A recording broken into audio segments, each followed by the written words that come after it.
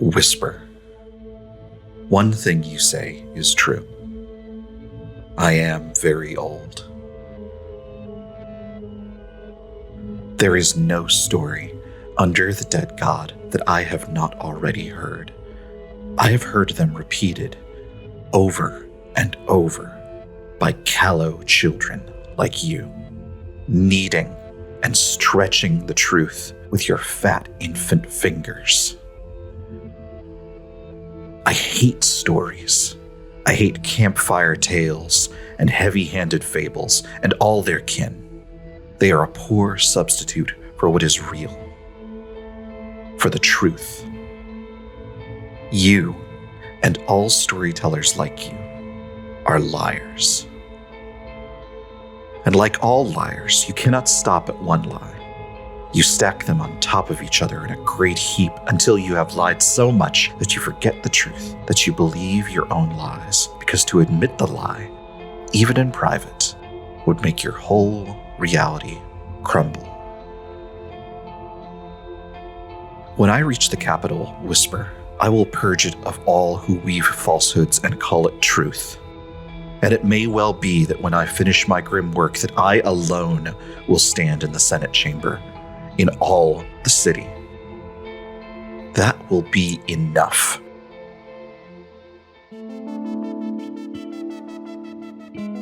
Bring your army of deceit to my door and hear what stories the edge of my blade has to tell. To you and to all liars.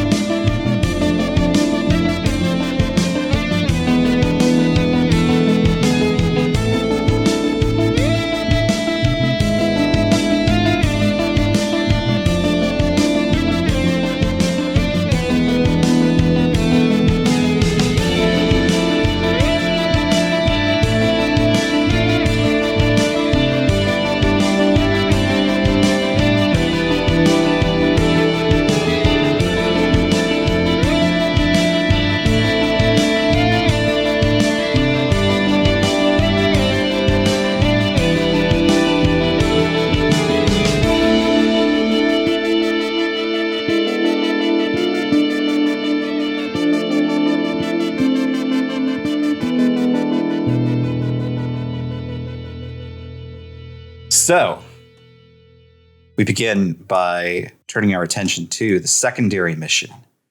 Matthew, would you please read the other recon mission? Troop Recon. Ruin forces linger at the edge of the forest, stealing from nature to create new abominations before pressing forward. There's never been a chance to study the forces of the ever-rotting. Who knows when just such a chance might come again? Observe them, study their numbers, and stymie their advance. Stymie? I think it's stymie. I'd love to. Thanks. Pretty good. Spectacular. Gavin, tell us who went on this mission. Okay. I Soldier sent Squad, right? Lark and Nikolaj with the Star Vipers, who is the Soldier Squad. Soldier Squad is I was looking up the specialists. excellent. Mm-hmm. Is this the Soldier Squad's first mission together? Mm-hmm. Yes. That's Walloot. This is the first mission where they've all been soldiers. Okay. So Walloot, Rao. we've seen, Ashling. Walloot, Rao, and Ashling, and then two others we haven't seen on screen yet. Cool. They have been on screen, not as part of the Legion, though. Yeah, I think we got those two as a Sarpat. boosted recruit. Mm-hmm. Cool. And maybe also Ashling. Anyway. Am I rolling engagement here? I think so. Let's, Talk us through it. Okay.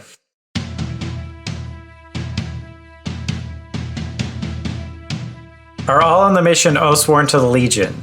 Yes? Yeah. Yes. That becomes a question more and more every time I ask it. Uh-huh. Intel. Commander, do you want to spend 1 intel? Sure do.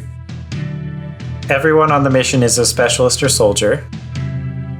Does any legionnaire distrust the leadership or not fear them enough to obey orders on the battlefield? No. No. Not of that squad that we're aware of. Nope. Something might come up if they fail this one, though. Are required specialists or equipment not on the mission? No.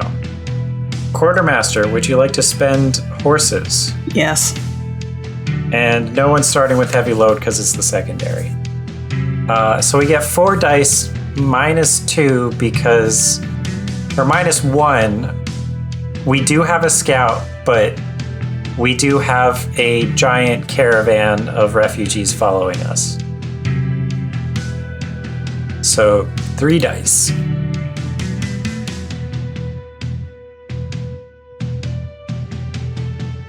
Ugh. Oh my god. We're dead. This game is over. 2, 2, 3.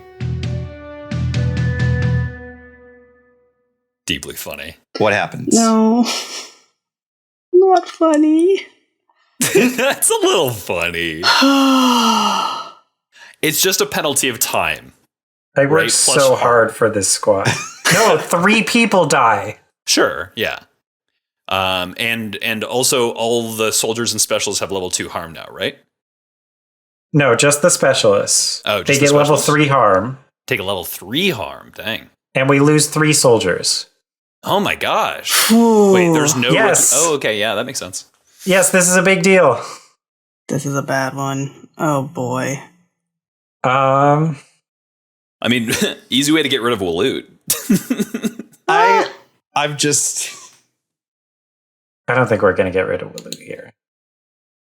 Maybe it's the other way around. Maybe something goes bad with Waloot, and Waloot ends up releasing something. Can you imagine if Waloot was the only one that... If Waloot and Nicolaj were the only ones that came back from this mission? Jesus. And Lark, yeah. It's the, like, yeah. Well, and 1 soldier. And One one other other soldier. soldier, Yeah. sure.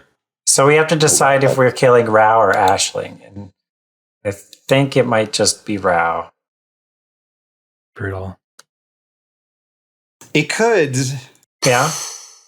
There is a case for Ashling, like, causing such a great explosion that it's the only thing that it lets the squad retreat.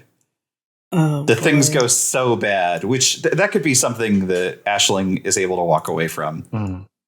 He did protect a lot of people when we saw him on screen. That's right, yeah. Mhm. Yeah.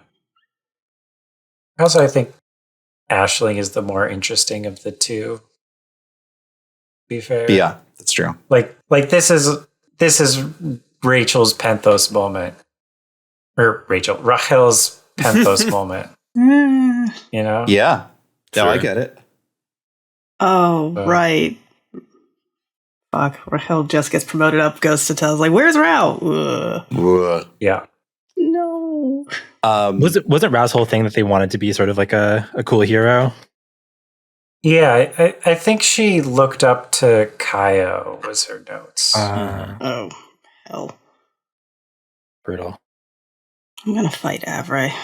Avery's fucking rude. Oh, what do we think happens here? Do you think they got found out? Do you think they got captured?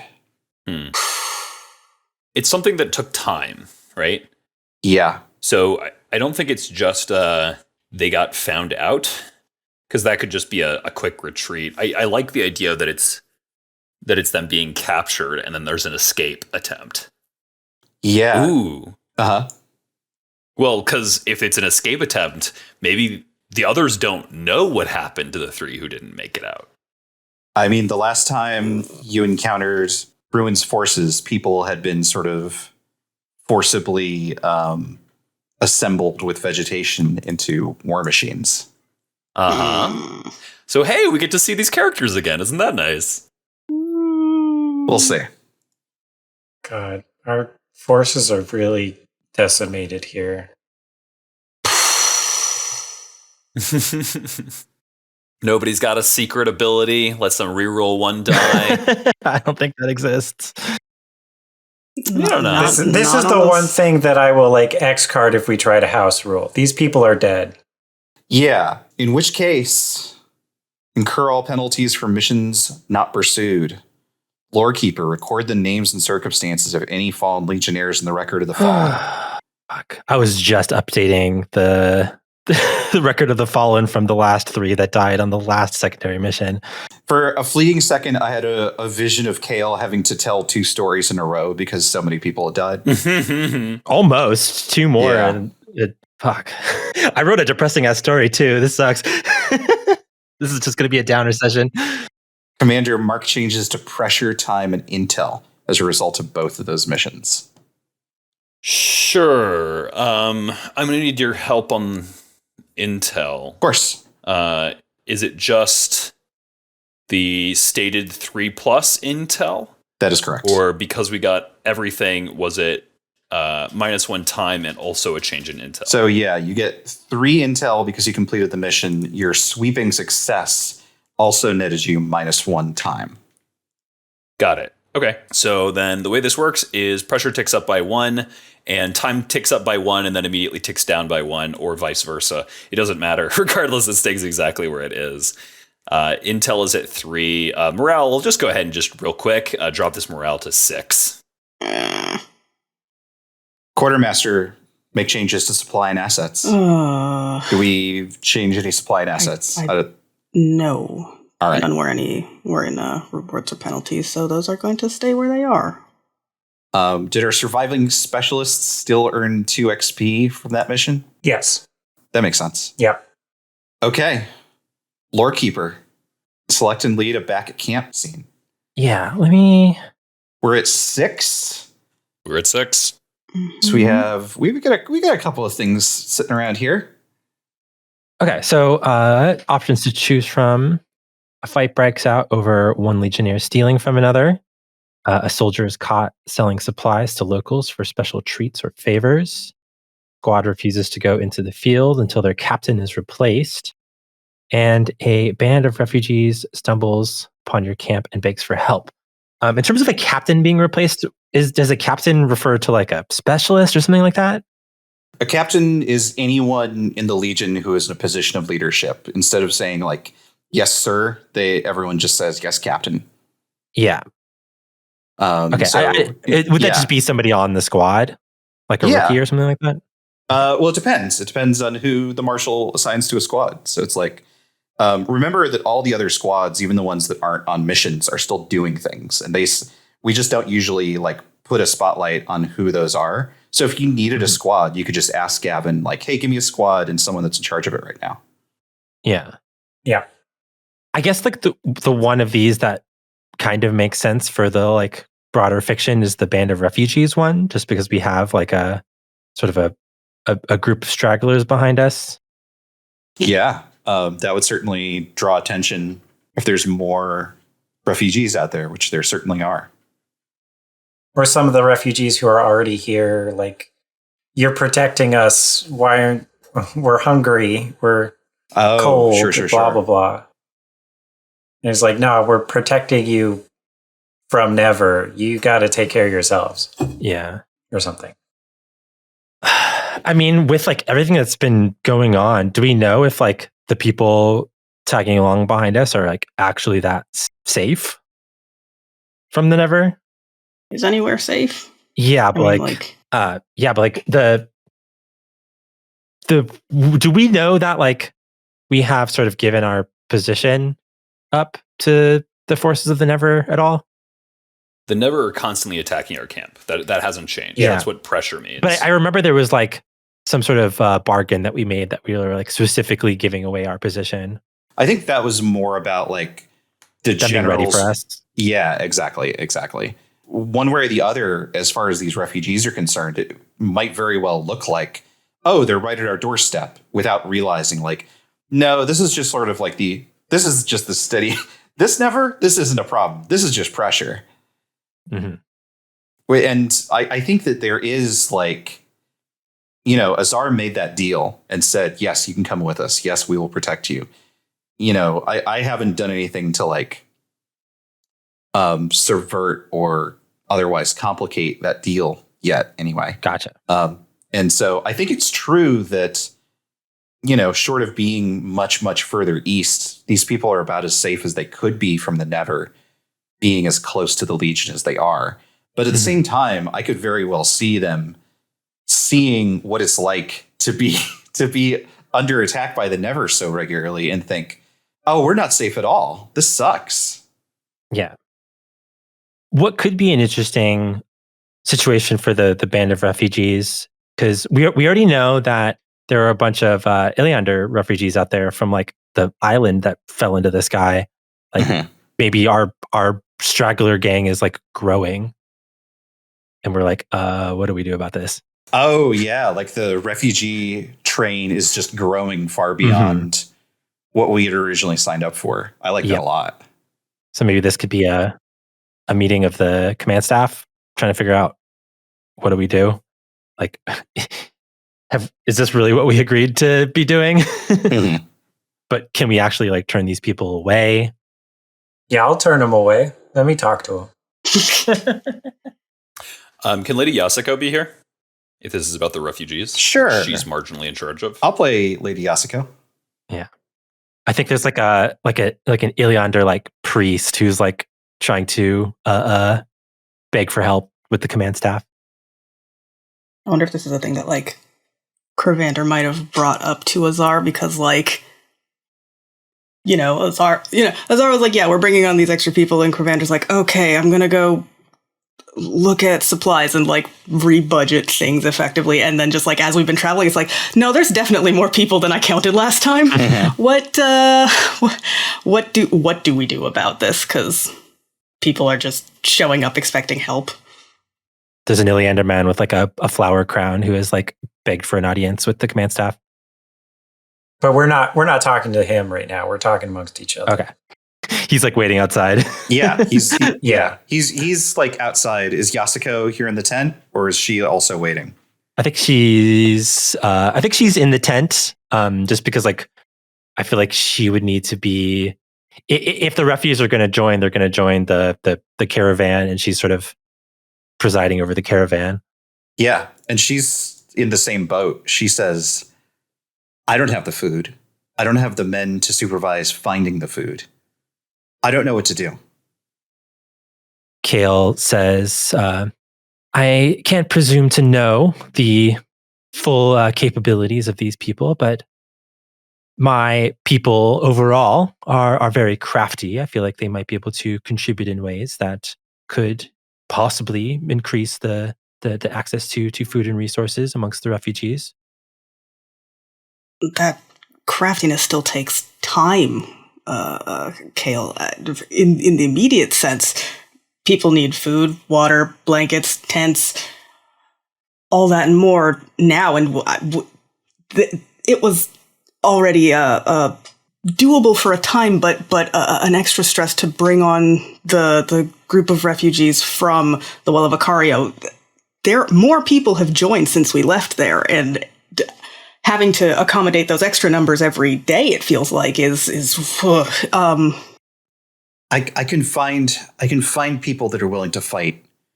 I will find people that are willing to grow crops in wagons, but those crops, the cold of winter is at our doorstep. I can't turn these folks' craftiness towards food and mouths. We are on Acadian soil.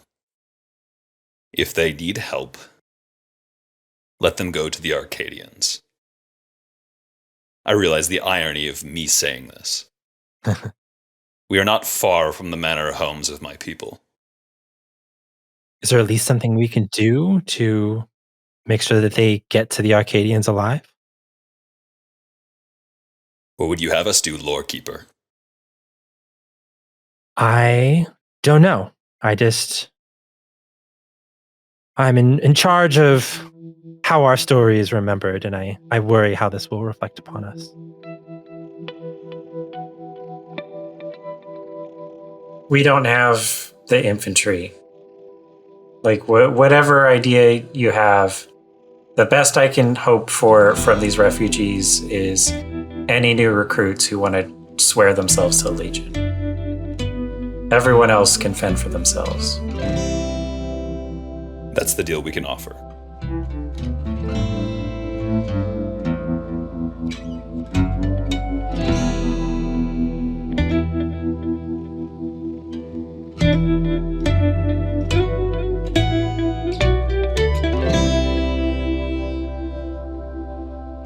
Lore Keeper, how are you feeling?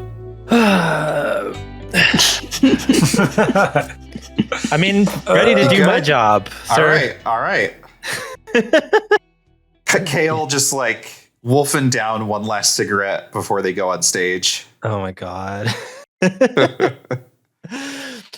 Yeah, going through the annals to like what do I even say here? Fuck. Guess time for another sad story. There used to be a warm-up act, but too many rookies have died, so there is no warm-up act anymore. Yeah. Kael's like the most depressing improv act you've ever seen. Anyway. Yeah. Well, Kael, the smiling willow, not really smiling, not living up to their namesake at the moment, looking quite crestfallen at the news of yet another failed mission. Especially knowing that like these 3 soldiers were slaughtered by their former god, Kashavan, or Kashavan's like creations. They go up. They sort of. Oh no! What? That's the one piece of intel that they bring back.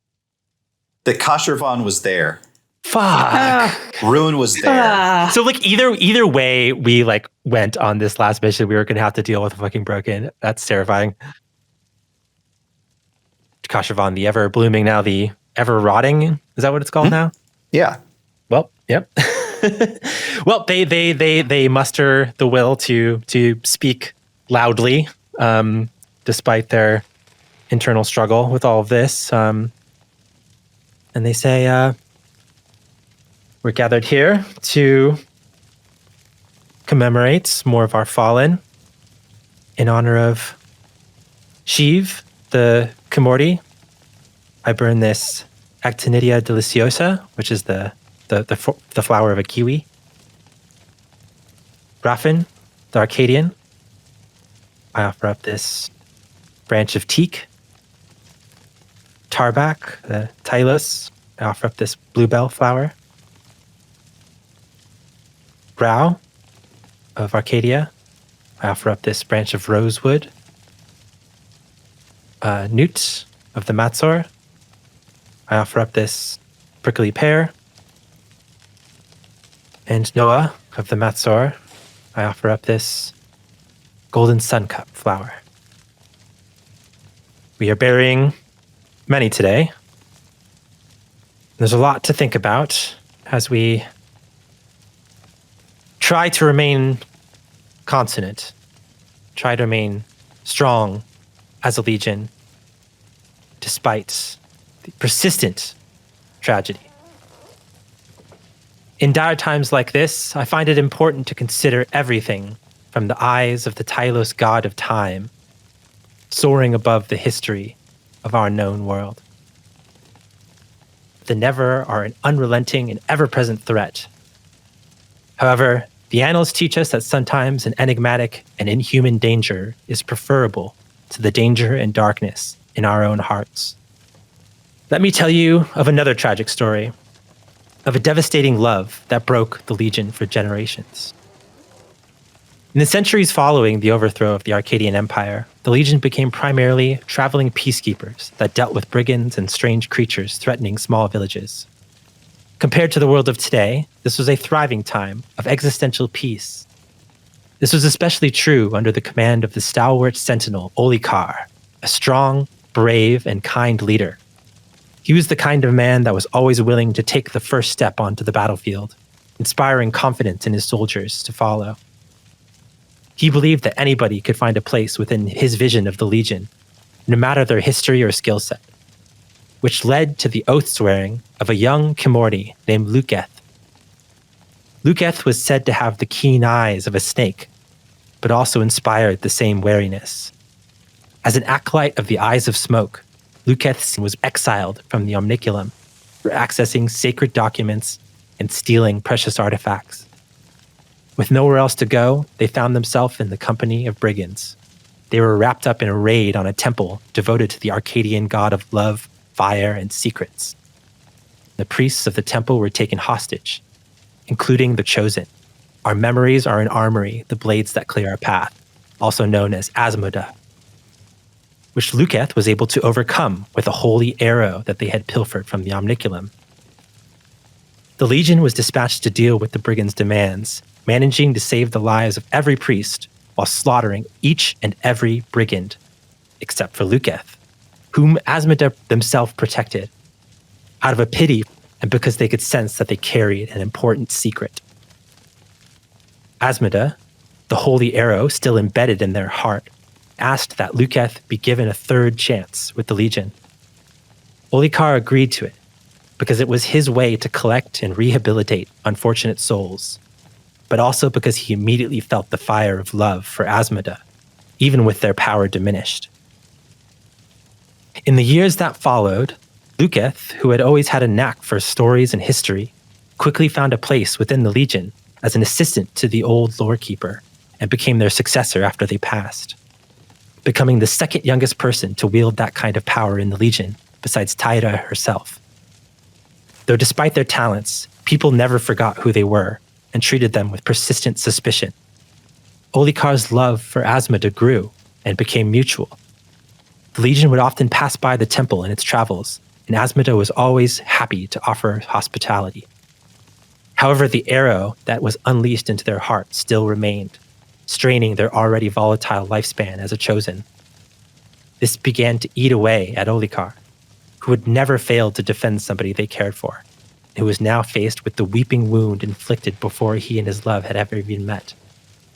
He also began to irrationally view Luketh as some sort of divine punishment for his open and trusting leadership style. While he kept a strong facade, those close to Olikar could sense that he was losing his touch, blinded by the potency of a demigod's love. This became especially true when Asmoda inevitably passed. As the lorekeeper, a Kimorti, and especially as the unintentional slayer of said Chosen, Luketh felt gravely responsible. They stood up in front of the Legion to speak, much as I do now, telling of the folly of their life and the grief for the pain that they had caused. Their devastating truths moved some, but further solidified the disdain of others. They proceeded to burn an effigy of Asmoda in accordance with Arcadian burial customs and Kimorti funeral rituals. In the darkness of the night, Olikar, with a sizable force of trusted legionnaires, abandoned the camp with the true body of Asmoda, leaving the ritual incomplete. Olikar had convinced these soldiers that he suspected the lorekeeper was eager to finish the decade-long murder of Asmoda and exhume their parts for their own power. They retreated into the mountains to Skydagger Keep, an ancient ancestral bastion of the Tylos people that had since become under control of the Legion, to protect Asmoda's body from the lorekeeper. When Luketh discovered what had happened, their hearts sank further, weighed down by the secret that had originally spared their own life. In their youth, with the Eyes of Smoke, they had stumbled upon a sacred and forbidden writing about the life cycles of the Chosen. One story told an apocalyptic portent of a heartless god-touched being whose neglected remains would become the epicenter of an ever-expanding wasteland as divine fire leaked from a hole in their chest.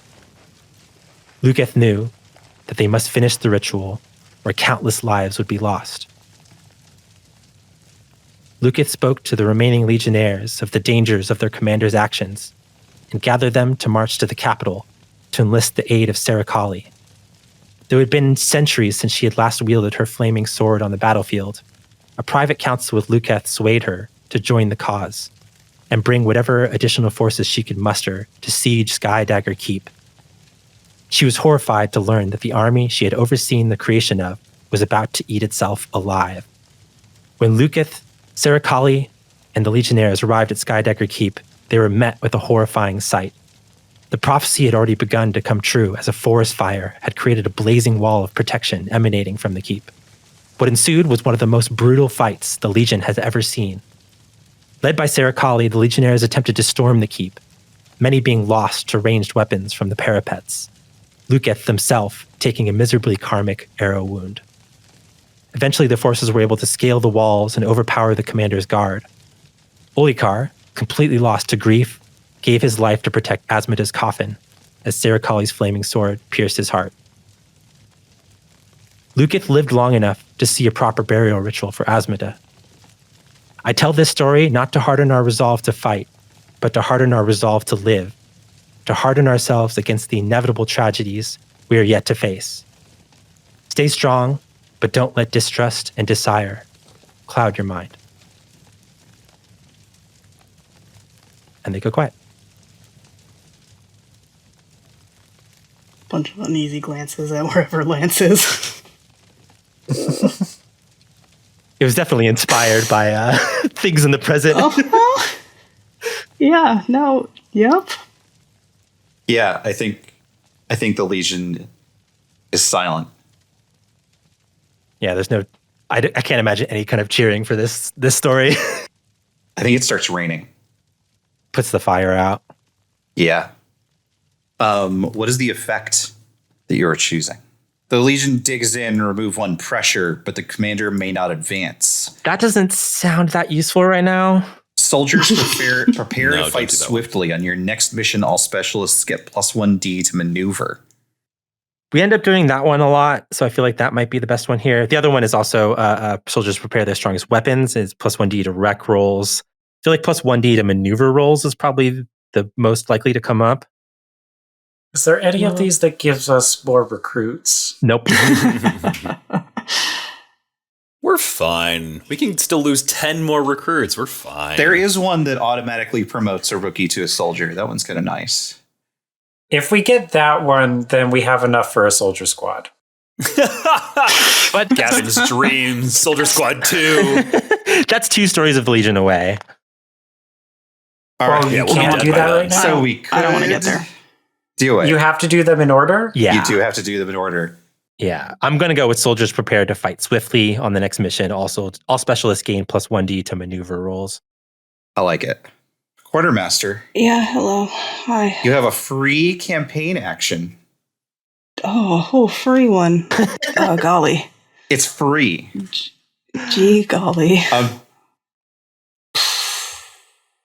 Whole bunch of people got a whole bunch of stress.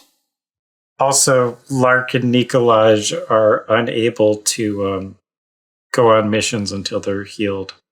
Yeah, they are. I just saw what that level 3 harm is, and mood. please, for the rest of the class. I marked them level 3 harm depressed. Mm-hmm. Yeah, same. Knowing what we know of Lark, I do kind of want to see like depressed Lark on screen. That's not to say don't get rid of it. The harm can can be gotten rid of, and we can also see that on screen. Both of those things are possible, but like just that particular combination is very interesting. Knowing what we know of Lark is like an operator who is really into their role as like an assassin. I think it's while the lore master is telling a tale of the Legion, she's in her tent, like on her cot, staring up at the ceiling. Uh-huh. Like we've seen that she embroiders her cloak, but like it's just crumpled up on the ground, maybe blood stained or something, or rot stained. She's just, one arm over her forehead, staring at the ceiling. Cold eyes. The next day, I don't know if we've had like regular scenes of like specialists in the mess hall, but like she doesn't go eat with anybody. There's a particular seat where Lark is always at, and it like the camera shows it noticeably different. Or not noticeably different, noticeably absent. So yeah, She's self-isolating, not eating, not doing anything, those kinds of the depression symptoms. Right. Yup. Okay. Okay. Let's. Kravannder, Ooh. rest and recuperation. Yeah. It's Liberty or R&R, because I just don't like having two specialists entirely on the bench. So you do have one supply, which you could spend for another action. Yeah, but we. Uh-huh. I would say my vote, if you're taking votes. I will listen to votes, please. My vote Options, is Liberty. Opinions. We can have people convalescing for a week in the hopes that we can get that morale back up. Even in the situation where we have to take a recon mission, which would be weird, or a supply mission, right? We can send a heavy on that. Mm.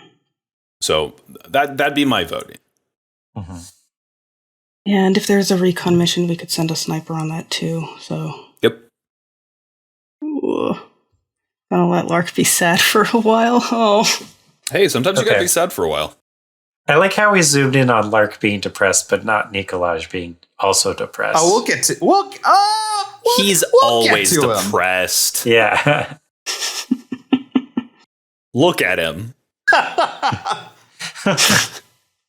All right, so Liberty usually raises morale by 2 and clears 3 stress, but because of Whisper, which great. So the horrible thing that Whisper can do means that Liberty downtime restores 1 less stress, so people will clear 2 unless I boost it, which I wouldn't boost it. Oh yeah? Yeah. Oh, people are at like 5 and 6. That's fine. I We're guess about to be like half at 3 and 4. 4. And then we can always heal a stress on the mission. Yeah. Alrighty. I guess people have enough kind of. Okay, so one of the scenes that we mentioned that everyone seems to be on board with is we had sort of a rogue specialist show up in the middle of the last mission. Oh, yeah? Who was that? That was Lance. Oh, okay. Yeah, him. Yeah. He's under guard, and he's being brought to his court-martial. So tell me what this court-martial looks like. I think that what we agreed on was that it was all of the command staff. So that's Kravannder, Kael the Smiling Willow, Marshall, and Azar, all in probably just a big tent, right? Probably take out like the mess hall. It's either the mess hall or the captain's tent, depending on how big of an audience we want. Yeah, I think this is more private, so probably just the captain's tent. All the books and stuff have been moved over to the side for this. Lance is probably brought in under guard. I think so. Mm-hmm. But then is probably just left unshackled in a chair. Yeah. I think it's just Lance gets to answer and defend for himself. And then the Legion leaders take a vote on what is to happen. I believe we said the commander gets 2 votes. To make it not a tie. Yeah, just because in our particular scenario, there are 4 votes. So in order to guarantee that there is not a tie of some sort. I think Lance is also dressed down. Oh, really? Yeah. Like, I don't know whatever is under the standard uniform, just like without the jacket or cloak or anything. Sure. Just like a white button up, trousers, belt, boots. None of the like ceremonial officer stuff. No. He meets anyone who's looking at him. I will play Lance, since I assume everyone here is going to be playing their Legion leaders. Mm-hmm. Lance meets their gazes steadily, not spitefully, but with a degree of resolve, I think. Commander, do you open this up? I think that Azar sighs and pinches the bridge of his nose, squishing his eyes tight, and he says, "Well, officer, explain yourself." Commander, I had reason to believe through my experience with the enemy forces that my presence at this mission would be of benefit, despite the fact that I had not been assigned to the squad. I took it upon myself to make sure that the duties that I would otherwise be responsible for were not neglected, and took it upon myself to attend the site of the mission in progress. I made contact with part of the squad, got an assessment of the situation on the site, and made a decision to press on as best we could. And the rest, I think you know from the after action report. What was your assigned duties that you abandoned? Marshal, I was with one of the squads defending the southern perimeter, where the refugee camp is stationed. And who did you leave in charge when you abandoned your station? We can make up a name here real quick.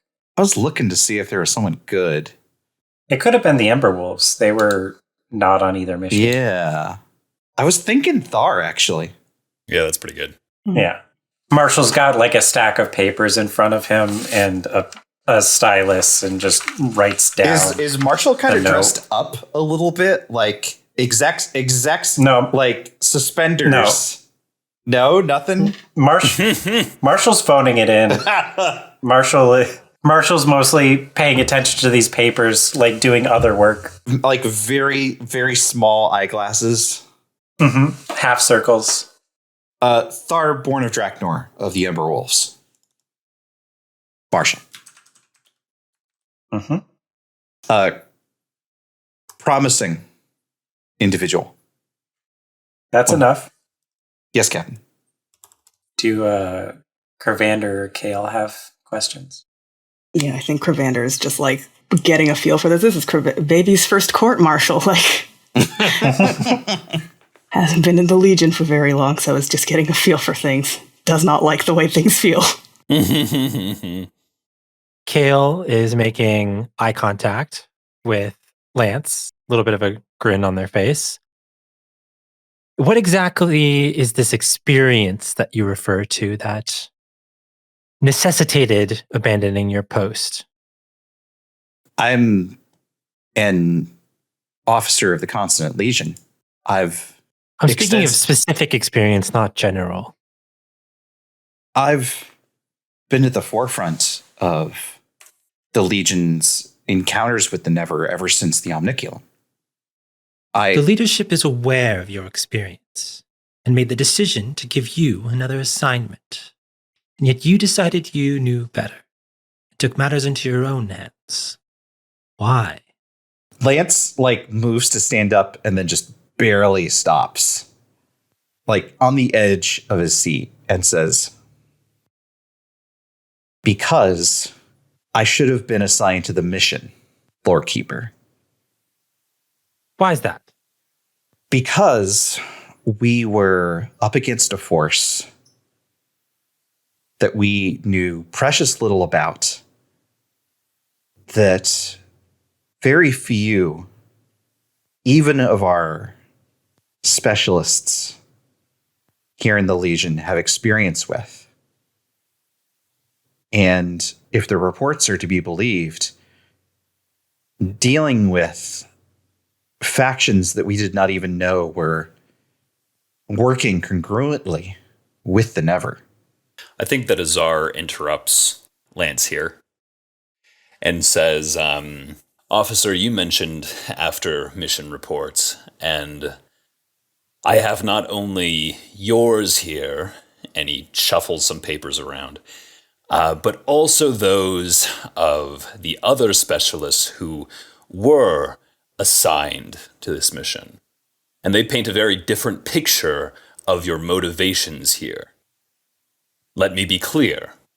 None of your fellow specialists have sold you out. But reading between the lines, it is clear you were there because you suffer an affliction. Officer, you are in love with a never.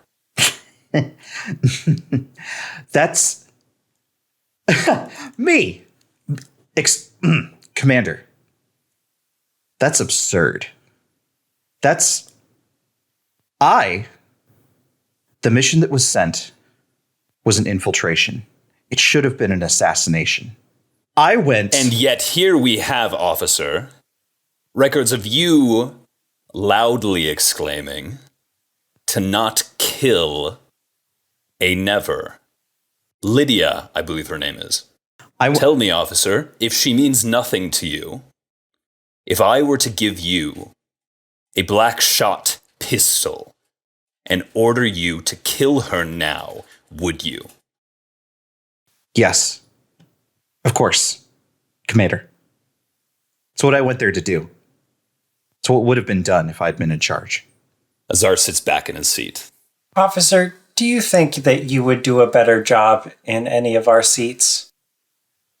Yes, Marshal. There's a very visible pregnant look at Azar. Azar's expression is unreadable. His one eye is closed. Do you believe that Sniper Aoife is not fit to lead? I don't believe that, Marshal, no. I think Sniper Aoife is, if anything, an exemplary legionnaire. An expert at execution. And yet, you come here and say to our faces, you would have been the better leader for this mission. Yes, Marshal. I realize that I seem to speak in contradiction, but it is... Just answer the questions, nothing more. Yes, Marshal. Does Kravannder have anything they want to ask or say? Yeah, I think at this point, Kravannder is, when there's another pause, is like, Abunalance, what outcome did you expect when you did this? How did you expect those actions to be received by the Legion, and not just us, everyone, fellow Legionnaires too? I think here Lance looks down and is like, I'm not being combative, but I must ask when you mean, because when I left, I thought another dead never commander would only be a good thing. And when I walked in the door of that place, without those legionnaires experienced enough to know what they can do by my side, my thoughts of the Legion fell away. I made a mistake, and looks directly at Kravannder here, I think. I made a mistake going in unprepared. I accept that. But I didn't make a mistake going in ready to kill. Whatever you do with me, do the same thing to her. She can't be allowed to do what it is that she can do. There. And he's sweating profusely at this point. They're too much. They're too much to allow. What or who are? Lydia. Commander. Like, bites his lip closed. If there's nothing else... One more, if I may? Of course. Then if you ask that we treat you the same as Lydia, what kind of consequence then do you think is reasonable given what you've done, at least? I looks at the marshal and looks down again. Just writing on his stacks of paper. I would, given the circumstances, I would probably not order an immediate execution, simply out of a pragmatic need for numbers. But I would probably order a period of observation, perhaps quarantine, perhaps demotion of some sort, in order to establish that I had not been infected or otherwise compromised. As for the never, there can be no mercy. Azar pauses for a moment in case there's anybody else who wants to ask a thing. Is Sir Kali here? No. No, or else you wouldn't have been able to lie. Yeah, that's true. Marshall would have done everything in his power to keep Sir Kali out of here. I don't think she insists or even asks. And what do you propose we do with the other prisoner? And at this, I think Lance is like genuinely confused and is like, I like looks up and like frantically looking between those that are making eye contact. It's like, if she could do this to me, to one of us, then she could do this to anyone. I said before, whatever you do to me, you should do to the never. That wasn't true. Whatever you do to me, you should do to she of the eyes of smoke. If I am compromised, if I am to blame, the same could be said of her threefold. The never are capable of terrible things. To dominate another's will is horrifying. To bend their will towards theirs willingly. That's enough, officer. You're dismissed. No, you have to listen to me. And like stands up with the chair Just still motions for the rookies to carry him Commander, out. please. Don't let her keep doing this. Azar stops the guards from pulling him out. And he stands up, walks past the table, gestures for the guards to leave, and grabs Lance by the shoulder. And he looks at Lance with his one eye, and he says, "She is not long for this world. Take heart." And you can see, I think, that Lance is experiencing a dozen different emotions. It is simultaneously trying to hide them, each as they appear. Yes, Commander. And Azar gestures for him to be taken out. When Lance is out of the tent and presumably earshot, Kravannder is just like turning to everyone. He was sent to medical, right? Do we have a way to check for being compromised? What? We don't. I'm very confused by the turnaround. The reports and what he's saying now, they don't make sense, and I don't know which one is what he thinks. Azar didn't come back to the table. He's just standing at the tent flap. And he turns back around and he says, not to anybody, and he's looking at the ground, and he says, "What have they done to you?" They've turned our fine officer into an insubordinate twerp. Still looking at his papers. Are there any arguments before we vote? What exactly are we voting on? Yes.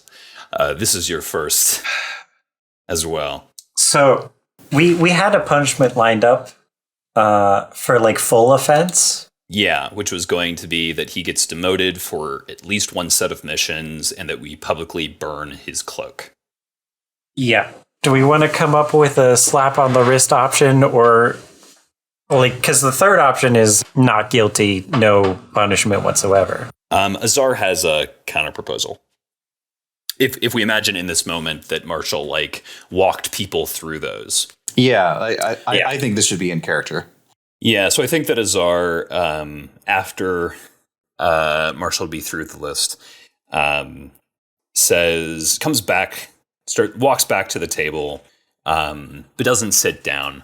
And he says, I have a proposal. Marshall, you are correct. Lance has become insubordinate. Let us test how deep that insubordination has rooted. We will do as I suggested. I will command him to kill the Never. After an attempt to extract information from it.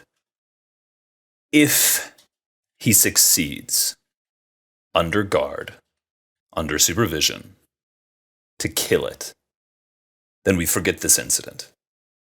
And if not, we strip him of his rank, at least a week, if not longer, along with the other punishments that Marshall suggested.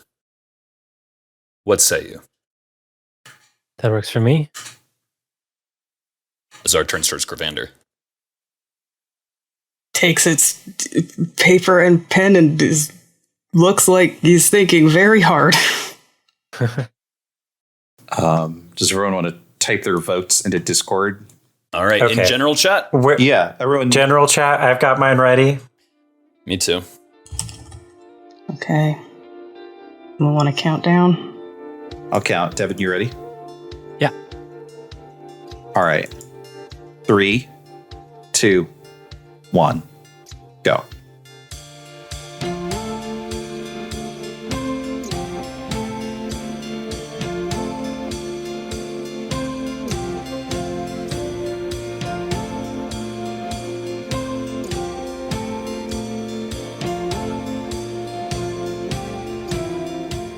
Oathsworn is an actual play podcast created by Devin Nelson.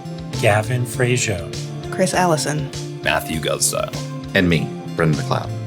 All music for the show is created by Devin Nelson.